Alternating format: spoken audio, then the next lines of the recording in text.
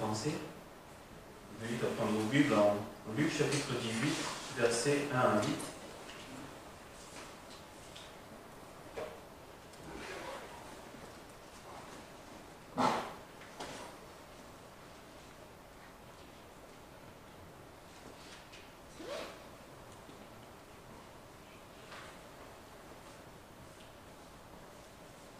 Jésus leur dit aussi cette parabole pour montrer qu'il faut prier toujours et ne point se relâcher. Il y avait dans une ville un juge qui ne craignait point Dieu et qui n'avait d'égard pour personne. Il y avait aussi dans cette ville-là une veuve qui venait à lui et lui disait « Fais-moi justice de ma partie adverse ». Pendant longtemps, il n'en voulut rien faire. Cependant, il dit enfin en lui-même « Quoique je ne craigne point Dieu, que je n'ai d'égard pour personne, néanmoins, parce que cette veuve m'importune, je lui ferai justice, de peur qu'elle ne vienne toujours me rompre la tête. » Et le Seigneur dit, « Écoutez ce que dit ce juge injuste. Et Dieu ne mangera-t-il point ses élus qui crient à lui jour et nuit, quoiqu'il diffère sa vengeance? Je vous dis qu'il les vengera bientôt, mais quand le Fils de l'homme viendra, trouvera-t-il la foi sur la terre? » Ainsi, la parabole du juge inique. Jésus raconte cette parabole pour nous encourager à persévérer dans la prière. Le juge mentionné ici est injuste. Il ne daigne pas accéder à la demande de la veuve de lui rendre justice. Mais, parce qu'elle insiste et persévère dans sa demande, il accède à sa demande pour ne plus être importuné par elle. Si un juge injuste répond à une demande, combien plus pouvons-nous être assurés que Dieu, qui lui est parfait, bon et juste, répondra à nos demandes? Frères et sœurs, Dieu connaît nos requêtes avant même que nous ayons pu les exprimer. Mais il veut que nous nous adressions à lui par la prière pour lui exprimer les demandes que nous avons dans nos cœurs. Dieu est souverain pour nous accorder ou nous refuser ce que nous lui demandons. Et s'il répond favorablement, il le fait en son temps. Soyons assurés que Dieu fait toutes choses parfaitement, car il est parfait. Mais Dieu veut que nous prions et que nous persévérions dans la prière. Ceci lui est agréable. Qu'il en soit fait selon sa volonté. Amen.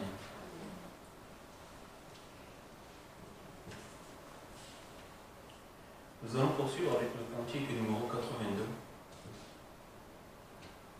Majesté.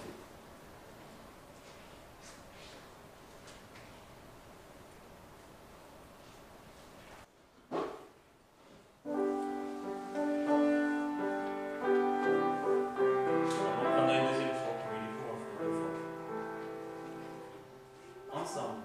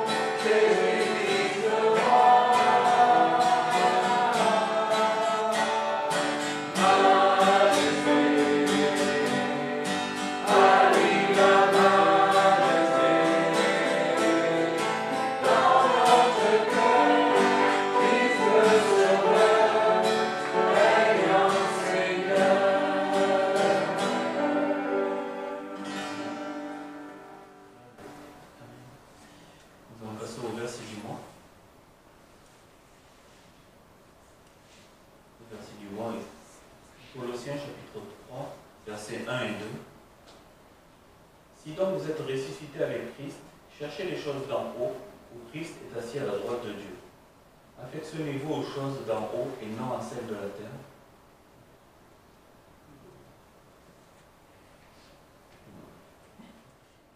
Au 365, Jésus te confie. Je vous invite à vous lever pour chanter ce cantique.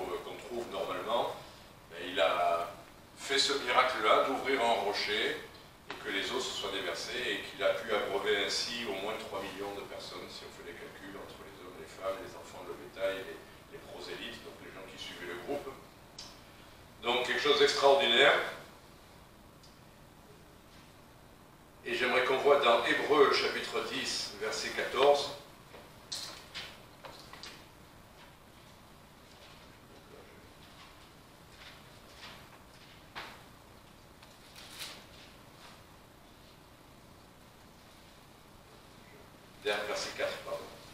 Non, merci. Je me suis trompé, vous voyez, donc comme quoi. Je me suis trompé dans la référence. Le verset qui parle du rocher.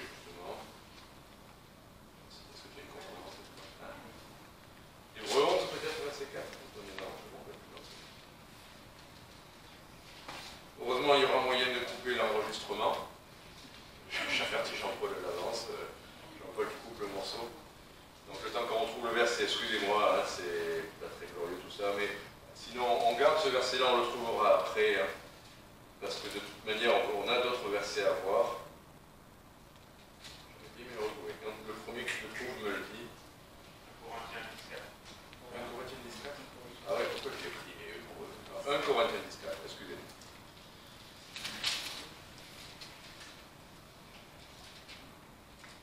Voilà. 1 Corinthiens chapitre 10, verset 4. Ils ont tous bu du même breuvage spirituel, car ils buvaient de l'eau du rocher spirituel qui les suivait, et ce rocher était Christ. Donc voilà, sur cette idée du rocher qui déverse de l'eau, le Nouveau Testament, dans l'Épître aux Hébreux, nous montre que c'est une image, peut-être, mais c'est littéralement ce qui s'est passé. Un rocher les suivait, et le Nouveau Testament nous dit que ce rocher, c'était Christ. C'est incroyable, hein, parce qu'on comprend Christ est présenté souvent comme le rocher des siècles, la pierre angulaire, la pierre d'achoppement pour ceux qui ne croient pas en lui. Donc on voit toujours une image, mais là, tout de même, ce texte-là nous montre qu'on doit l'appliquer au minimum. On doit l'appliquer à la personne de Christ. Et ce qu'on va trouver sur ces textes de l'Ancien Testament, sur cette histoire-là, on doit nous projeter en la personne de Christ. Donc voilà l'enseignement qu'on va voir ensemble. Donc là, on va aller dans l'Ancien Testament maintenant pour voir de quel texte il s'agit. Donc Exode chapitre 17, versets 5 et 6. Donc le livre de l'Exode, c'est la sortie de l'Égypte, quand le peuple a été délivré de l'esclavage de l'Égypte. Et ils sont dans le désert. Et voilà ce texte-là, Exode chapitre 17, verset 5. L'Éternel répondit à Moïse, « Passe devant le peuple, et prends avec toi des anciens d'Israël, et prends en ta main la verge dont tu frappas le fleuve, et marche. Voici, je me tiendrai devant toi, là, sur le rocher, en Horeb, et tu frapperas le rocher. Et il en sortira de l'eau, et le peuple boira. Moïse fit donc ainsi aux yeux des anciens d'Israël, et on nomma le lieu Massa et Mériba, tentation et querelle, à cause de la contestation des enfants d'Israël, et parce qu'ils avaient tenté l'Éternel en disant « L'Éternel est-il au milieu de nous, ou n'y est-il pas ?» Donc si on avait lu quelques instants avant ce qui s'était passé, avant que Dieu frappe le rocher, permette à Moïse de frapper le rocher, le peuple était en train de râler, comme souvent, se plaindre, voulait se remémorer l'Égypte, il disait « Mais comment on était bien en Égypte, on avait tout ce qu'il nous fallait. Et aujourd'hui, on est dans ce désert, donc pourquoi tu nous as amenés là, à quoi ça sert ?» Et Dieu fait ce miracle-là, non seulement pour leur donner à boire, mais malgré tout, le nom que Dieu a donné à cet endroit-là, associe l'idée de l'inquiétude et de la crainte intérieure de manquer. De manquer, c'est vrai que c'est terrible, hein, il suffit de ne pas avoir à boire pendant un jour ou deux, vous verrez dans quel état on est, c'est assez terrible. Donc une première fois, effectivement, Dieu va permettre que le rocher soit frappé par la verge de Moïse et l'eau va se déverser. Et voilà que dans le livre des Nombres, donc un peu plus loin, au chapitre 20, Nombres chapitre 20, verset 7, donc finalement tu trouves tout ça. Super. Donc l'Éternel parla à Moïse en disant « Prends la verge et convoque l'assemblée, toi et Aaron ton frère, et parlez au rocher en leur présence, et il donnera ses eaux, et tu leur feras sortir de l'eau du rocher, et tu abreuveras l'assemblée et leur bétail. » Moïse prit donc la verge de devant l'Éternel, comme il le lui avait commandé. Moïse et Aaron convoquèrent l'assemblée devant le rocher, et il leur dit « Écoutez donc, rebelles, où ferons-nous sortir de l'eau de ce rocher ?» Et Moïse leva la main et frappa le rocher avec sa verge par 2 fois. Alors des eaux sortirent en abondance, et l'assemblée but, et leur bétail aussi.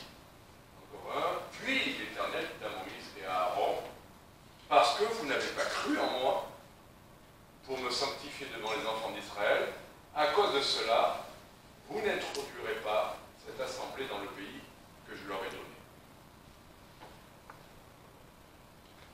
C'est pas la même histoire. On voit qu'il n'y a pas la même conclusion.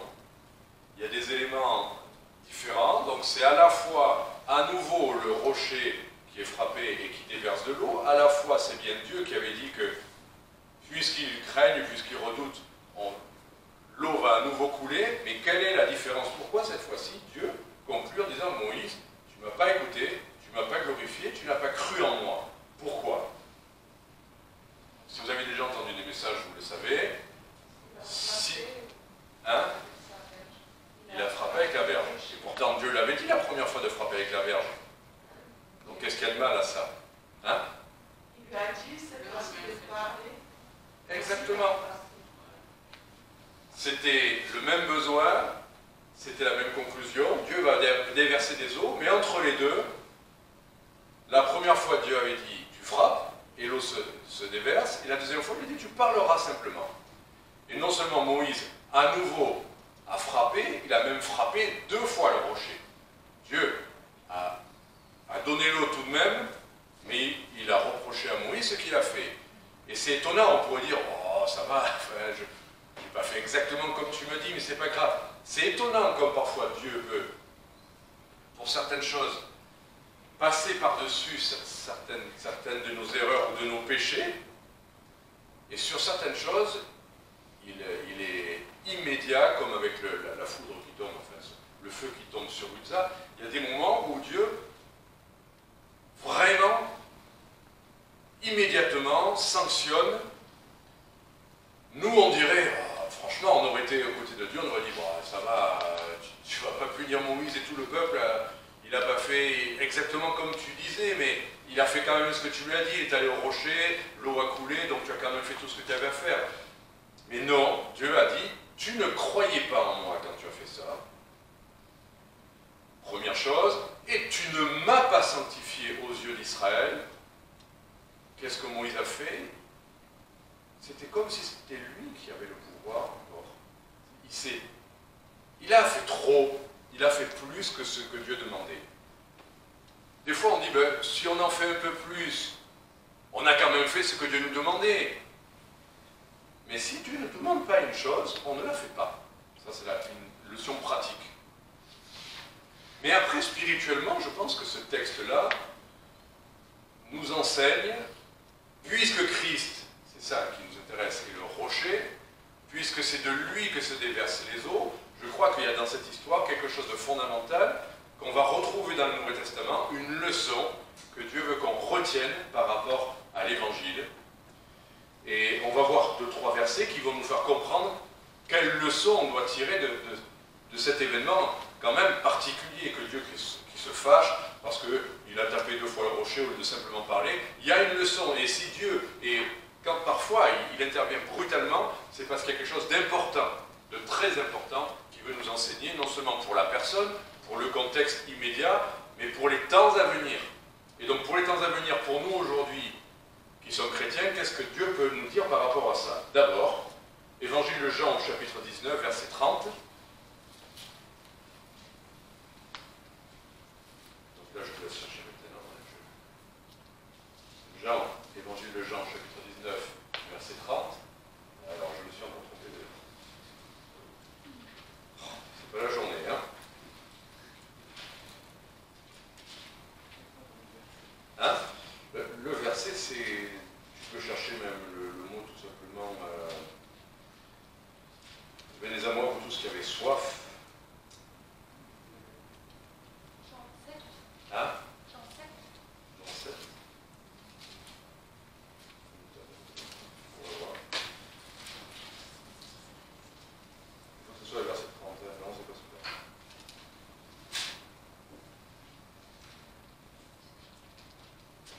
Comment? Alors, attends, je vais recopier 3 fois mon message.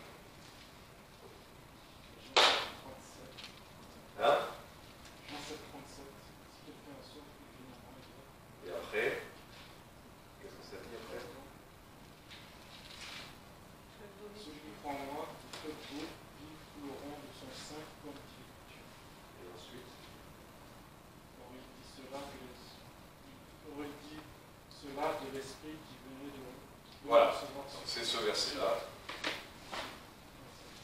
C'est parce que j'ai préparé 2 messages ce matin. Je me donne des excuses, excusez-moi. Pardon de ça. J'ai préparé 2 messages parce que, comme la dernière fois, je n'avais un prévu, puis j'en ai fait un autre. Je me suis dit, ce matin, s'il y a encore plein de gens extérieurs comme la dernière fois, il faut que je sois prêt à prêcher l'évangile. Donc ça, c'était pour prêcher l'évangile, mais j'en ai un autre, toujours celui de Néhémie qui est prêt. Mais avec tout ça, je vais mélanger le pinceau. Bon, voilà, pardonnez-moi. Je relirai plusieurs fois. La prochaine fois. Le dernier, le grand jour de la fête, c'est la fête de la dédicace. Donc les questions, Jésus se trouvait là et s'est crié, si quelqu'un a soif, qu'il vienne à moi et qu'il boive. Celui qui croit en moi, des fleuves d'eau vive couleront de son sein comme dit l'Écriture. Or, il dit cela de l'Esprit que devaient recevoir ceux qui croiraient en lui, car le Saint-Esprit n'avait pas encore été donné, parce que Jésus n'était pas encore glorifié. Donc là, le Seigneur nous dit, celui qui a soif, il vient à moi, mais à la fois, il dit que les fleuves d'eau vive qui viendront, c'est l'Esprit. C'est l'Esprit de Dieu qui se déverse de lui. Et l'eau vient quand on croit en lui. Donc Christ est le rocher, c'est bien ce qu'on a lu tout à l'heure dans 1 Corinthiens 10. C'est bien, mais ce breuvage spirituel dont nous avons besoin, c'est l'Esprit de Dieu, qui non seulement vient pour nous, mais vient en nous et vient à travers nous. Quand il est dit « soyez remplis de l'Esprit », donc ça ne parle pas d'eau spécifiquement, mais tout de même, on sait bien que c'est la plénitude de l'Esprit de Dieu en nous, qu'on transmet, parce que ce n'est pas une plénitude comme une bouteille qu'on ferme et on a de l'eau pour tout le temps, c'est une eau qui s'écoule, qui vient en nous et qui s'écoule à travers nous. Et on connaît cette expérience. La plénitude de l'Esprit se ressent ou ne se ressent pas, peu importe. Mais on sait que ça vient de Dieu, que ça vient en nous et que c'est fait pour être utile aux autres, pour transmettre aux autres. Et les moments où peut-être on en est le plus conscient, senti ou pas senti, mais le plus conscient, c'est les moments où on rend témoignage du Seigneur. Et on voit que, comme disait notre frère, on se sent peut-être démuni, on se sent peut-être incapable, et puis on ouvre la bouche, et si le Seigneur a voulu qu'on soit là pour rendre témoignage, il remplit notre bouche, et littéralement des fleuves d'eau vive sortent de nous. Et c'est ça dont il est question. Si on croit en Christ, le rocher frappé pour nos péchés, en nous vient le Saint-Esprit, c'est bien ça dont il est question, et à travers nous, la vie de l'Esprit se transmet, pas simplement des mots, mais littéralement la vie de l'Esprit se transmet à travers nous, et les gens qui ont soif vont boire cette eau-là. Donc c'est cette expérience-là dont il est question. Pour revenir au rocher, Ésaïe 53, parce que la première fois, le rocher a été frappé tout de même. C'est pas simplement que le rocher était là et puis que de l'eau coulait derrière lui. L'eau était là, le rocher était là, mais le rocher a été frappé. Et qu'est-ce que nous dit Ésaïe 53 concernant Jésus-Christ, concernant le Messie qui devait venir, voilà ce qui s'est passé au verset 4. Il a porté nos maladies, il s'est chargé de nos douleurs, et nous pensions qu'il était frappé de Dieu, battu et affligé, mais il était meurtri pour nos péchés, et frappé pour nos iniquités, et le châtiment qui nous apporte la paix est tombé sur lui. Et par sa meurtrissure, nous avons la guérison. Donc là, l'idée de frapper, ce n'est pas simplement les coups physiques, les coups que Jésus a subis quand il a été frappé sur la tête avec les roseaux, ou quand il a été fouetté, ce n'était pas ces coups-là dont Dieu le frappait. Il avait déversé sa colère, le châtiment que nous méritions, d'être sur la croix et d'avoir été frappé n'aurait pas apporté le pardon et la guérison et le salut. Il fallait que le Père déverse sa colère, et puisqu'il l'a fait, nous pouvons recevoir la guérison, nous pouvons recevoir le salut. Le châtiment qui nous donne la paix, et retenons bien cette idée, est tombé sur lui.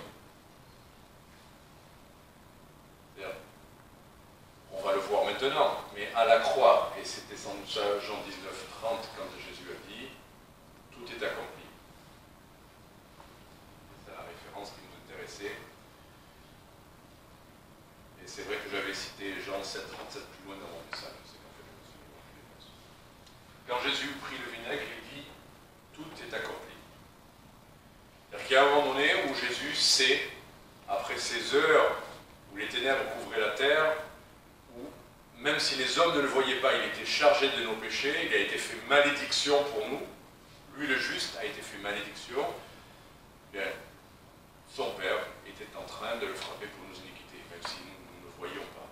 Et à un moment donné, Jésus a pu dire « Tout est accompli ». Ce mot est important. Tout est accompli. Il n'a pas fait une partie de la mission, il a tout accompli. Et c'est pour ça qu'après, dans l'Épître aux Hébreux, si on y revient, au chapitre 10, versets 10 et 14,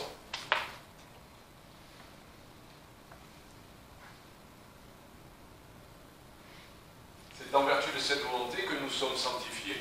Tout à l'heure, on a vu, c'est des mots différents, mais la guérison, la délivrance, le salut, là, c'est la sanctification, être rendu saint aux yeux de Dieu, par l'oblation, le mot est moins usité aujourd'hui, mais par le sacrifice fait, notez bien, une seule fois, du corps de Jésus-Christ. Le sacrifice de Christ a été fait une seule fois et ne sera et ne doit absolument pas être renouvelé. Il n'y a rien à renouveler. C'est pour ça que vous le savez, à la messe, la dernière fois quand votre frère réagissait au mot messe, mais c'est quand à la messe on dit que littéralement, quand le prêtre élève l'hostie et brise l'hostie, dans la doctrine catholique, c'est le renouvellement du sacrifice. Littéralement, il considère que le sacrifice est renouvelé à cet instant-là.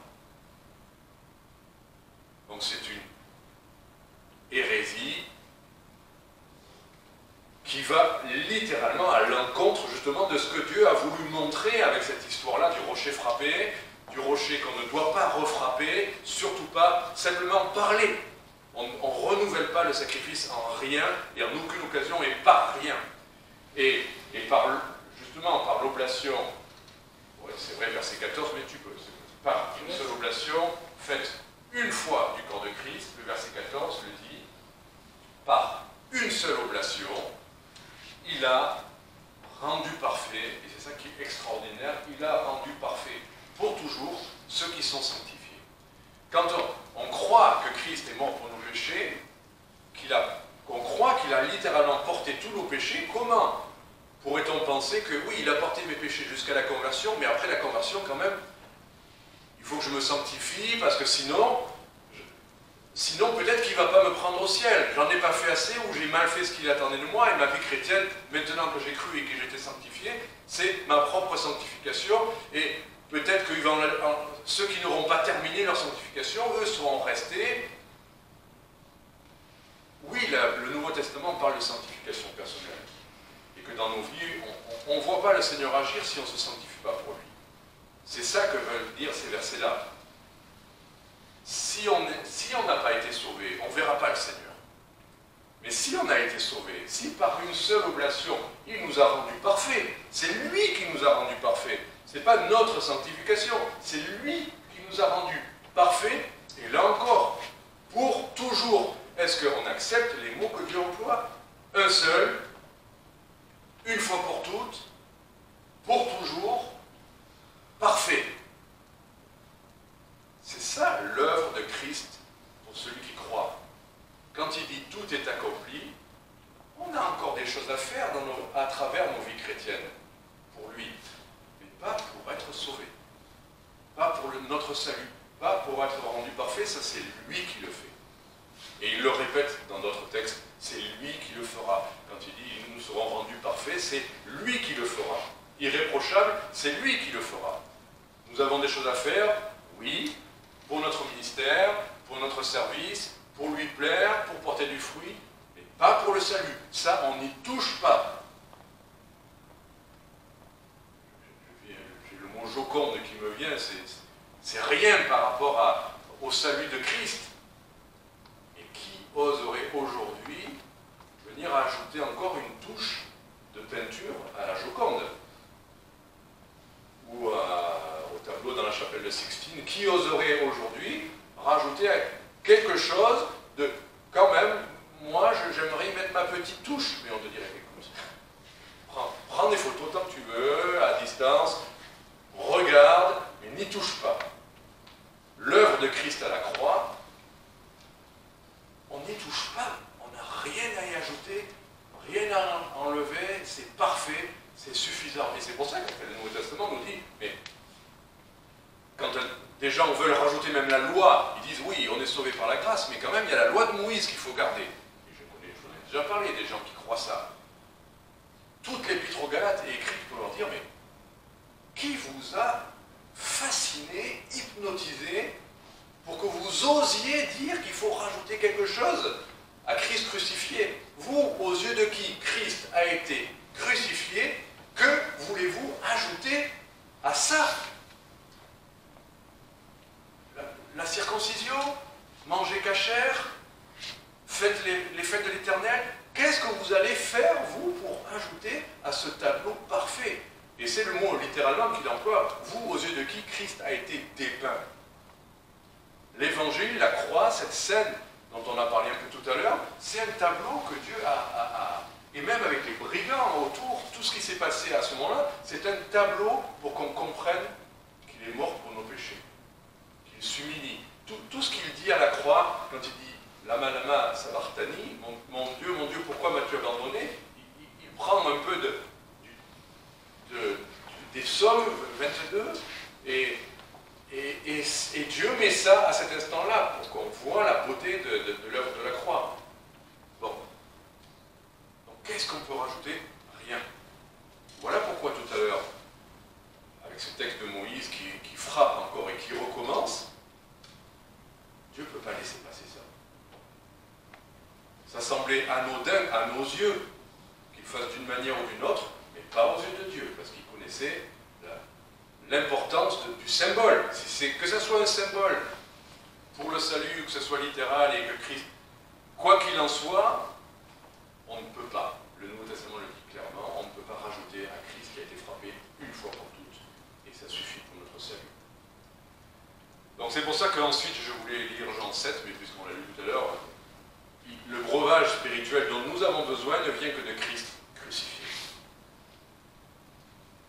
Il y a des gens qui ont inventé des exercices, Ignace de Loyola, et on va se sanctifier si on met en place tous ces exercices. Peut-être avec du jeûne, peut-être avec des privations, peut-être avec plus de prières. Oui, on doit prier, oui, on doit lire la Bible. Mais nous ne gagnerons pas le Saint-Esprit par nos propres forces. On n'arrache pas le Saint-Esprit. Dieu se déverse comme il veut, quand il veut, où il veut. Des fois, on va dire, Seigneur, aujourd'hui, tu me demandes de parler, mais je n'ai pas beaucoup lu, pas assez lu ma Bible, je n'ai pas assez prié. Ou tu me demandes de te louer pendant le culte, mais tu sais dans quel état je suis, la tristesse dans mon cœur.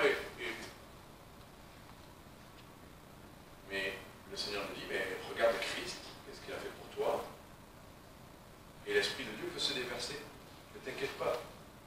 Oui, il faut aussi, le Seigneur te montre de plus prier, de te mettre à part. Fais. Mais tu n'es pas toi la clé. Ce n'est pas à force de coups de bâton que toi tu arriveras à faire que Dieu va agir.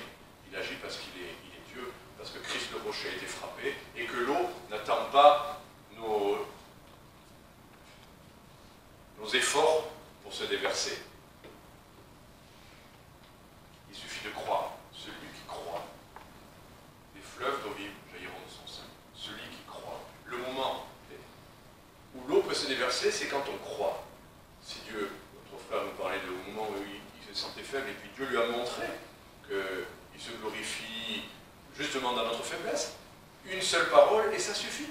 Et on croit ce qu'il nous dit, c'est ça croire en lui. Croire en lui mort pour nos péchés, mais croire en lui chaque fois qu'il nous parle. Alors j'aimerais juste terminer. Jérémie, chapitre 2, versets 11 à 13. Jérémie, chapitre 2, versets 11 à 13. Avant d'arriver à la conclusion. C'est un reproche que Dieu fait à Israël. Y a-t-il une nation qui ait changé ses dieux? Et pourtant, ce ne sont pas des dieux. Et mon peuple a changé sa gloire contre ce qui n'est d'aucun profit. Il continue. Cieux, soyez étonnés de ceci. Frémissez d'horreur et soyez stupéfaits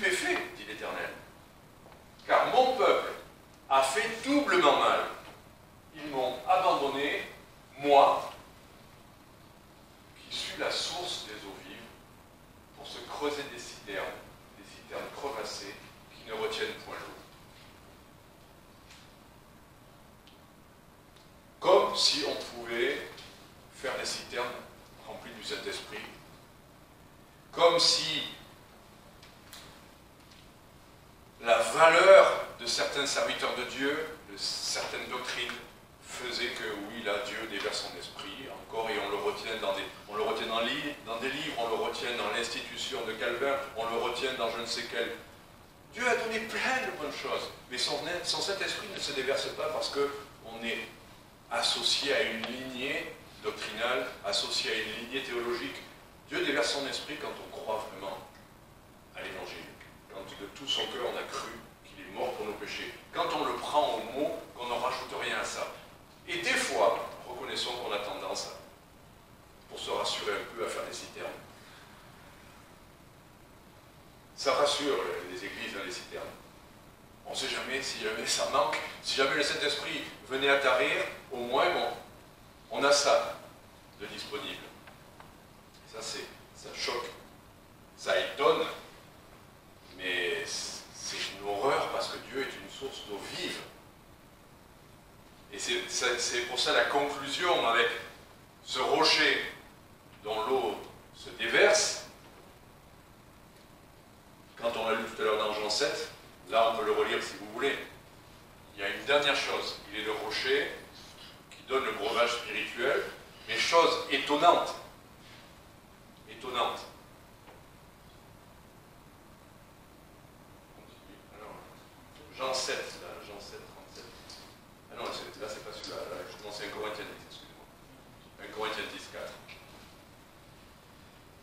Allez, vous êtes des frères gracieux, vous allez me passer mes confusions. Ils ont tous bu du même breuvage spirituel car ils buvaient de l'eau du rocher spirituel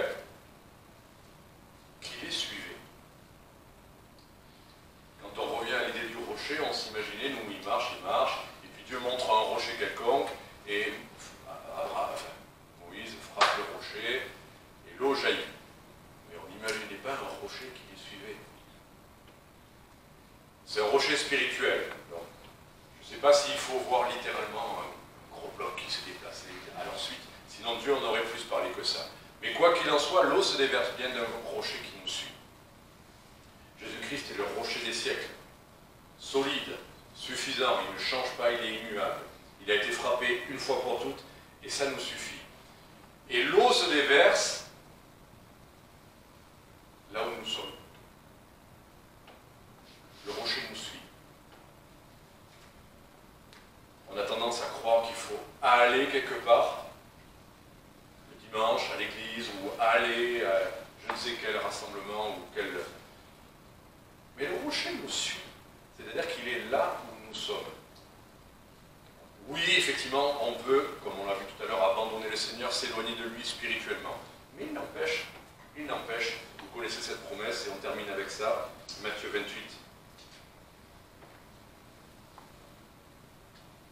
Versets 18 à 20. Jésus s'approchant leur parla et leur dit « Toute puissance m'a été donnée dans le ciel et sur la terre. Allez donc et instruisez toutes les nations, les baptisant au nom du Père, du Fils et du Saint-Esprit, en leur apprenant à garder tout ce que je vous ai commandé, et voici, je suis avec vous tous les jours, jusqu'à la fin du monde. Amen. Je trouve extraordinaire que Dieu, nous on aurait envie de dire Seigneur, bon, je suis content que tu sois avec moi tous les jours, parce que comme ça, dans mon quotidien, tu es avec moi, je vais aller faire le marché, tu es avec moi, je travaille, tu es avec moi. Et c'est vrai, puisqu'il dit, il est tous les jours avec nous jusqu'à la fin du monde. Mais tout de même, le Seigneur a associé ça à l'idée d'aller au-devant des incroyants, de faire cette œuvre d'évangélisation, d'annoncer l'évangile, de prêcher l'évangile, de baptiser des croyants, au nom du Père, du Fils et du Saint-Esprit. Et que dans tout ça, il y aurait la puissance, et on le sait, Qu'est-ce qui est la puissance dans le Nouveau Testament? L'Évangile est la puissance de Dieu, pour le salut de quiconque croit. Et quand Jésus parle d'une puissance, il dit, je dois m'en aller, mais quand je m'en serai allé, je vous enverrai le Saint-Esprit. Vous recevrez une puissance. Et il leur dit, et vous serez mes témoins dans Jérusalem, dans toute la Judée, dans toute la Galilée, et jusqu'aux extrémités de la terre. Et là, quand il les envoie, il leur dit, vous avez la puissance, vous avez l'Évangile, et je suis avec vous. Toute autorité m'a été confiée, et nous avons le Saint-Esprit aujourd'hui de la part de Jésus qui nous a été envoyé. Nous avons toute la puissance. Nous avons l'eau qui est là à disposition. Le rocher a été frappé. On n'a pas besoin de le refrapper. Nous n'allons pas chercher plus loin. Il est avec nous. Le Seigneur est avec nous. En la personne de Jésus-Christ. Tous les jours. Et vous connaissez ce verset. Ce n'est pas un esprit de timidité que nous avons reçu, mais un esprit qui nous remplit de force, d'amour et de sagesse, pour le témoignage en particulier, c'est ça dont il est question. Nous avons ces fleuves qui peuvent non seulement nous désaltérer, nous combler, mais aussi nous avons assez pour pouvoir transmettre ce que nous avons à transmettre. Jusqu'à la fin du monde, c'est-à-dire que nous sommes encore aujourd'hui dans ce temps où on doit faire ce qui est écrit là. Le rocher nous suit.